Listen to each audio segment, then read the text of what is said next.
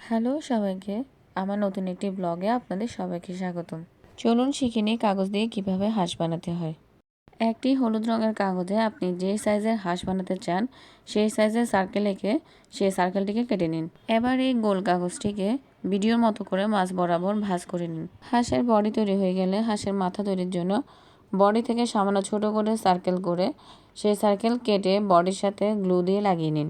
এবার হাঁসের ডানা তৈরির জন্য বডি থেকে ছোট সাইজ করে সার্কেল করে কেটে নিয়ে হাঁসের ডানা তৈরি করে নিন। হাঁসের ডানা তৈরি হয়ে গেলে গ্লু দিয়ে লাগিয়ে নিন। এবার একইভাবে হাঁসের পা তৈরির জন্য ছোট ছোট সার্কেল করে কেটে তা মাঝ বরাবর ভাঁজ করে হাঁসের পা লাগিয়ে নিন। পুরো প্রক্রিয়াটি সম্পন্ন হবে সার্কেল দিয়ে। হাঁসের ফুল বডি তৈরি হয়ে গেলে এবার আমরা হাঁসের চোখ এঁকে নেব। হাঁস পুরোপুরি তৈরি হয়ে গেলে এটি আমরা আমাদের পছন্দ মতন উপায়ে ঘর সাজানোর কাজে ব্যবহার করতে পারবো। আমার ব্লগটি এই পর্যন্তই। ভালো লাগলে অবশ্যই লাইক, কমেন্ট এবং শেয়ার করবেন।